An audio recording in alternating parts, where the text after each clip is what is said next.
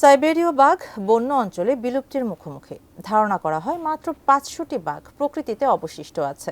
সাইবেরীয় বাঘ সংরক্ষণে বিশেষ ব্যবস্থা নিয়েছে অস্ট্রেলিয়ার ভিয়েনা চিড়িয়াখানা। সেখানকার বাসিন্দা সাইবেরীয় পুরুষ বাঘটির জন্য একটি সঙ্গিনী আনা হয়েছে। তাদের বংশবিস্তারের মাধ্যমে প্রজাতির সংরক্ষণের আশা করছে কর্তৃপক্ষ।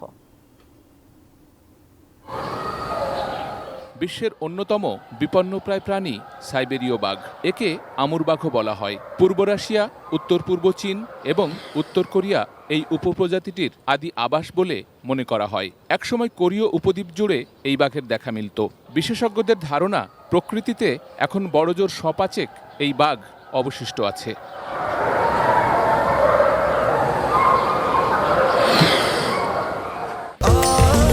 স্বাস্থ্যকর অল টাইম ফ্যামিলি কেক, সব সময় অল টাইম হেলদি লাইফ। 2021 সালে পর্তুগালের লিসবন থেকে একটি পুরুষ সাইবেরীয় বাঘ সংগ্রহ করে অস্ট্রিয়ার ভিয়েনা চিড়িয়াখানা।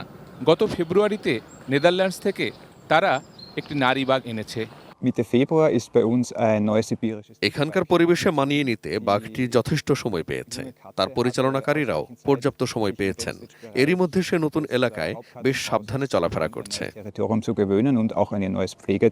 রুপার্ট জানান, নতুন নারী বাঘটিকে পুরুষ বাঘটির জন্য বিশেষভাবে বাছাই করা হয়েছে। আমরা মনে করছি জিনগত দিক দিয়ে এই জুটির মধ্যে নিখুঁত মিল আছে।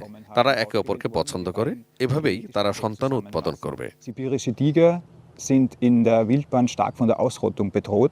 এই উদ্যোগ সফল হলে সাইবেরীয় বাঘকে বিলুপ্তির হাত থেকে রক্ষা করা সম্ভব হবে বলে আশাবাদী সংশ্লিষ্টরা। Sheikh Abdus Salam, desk report, ATN news.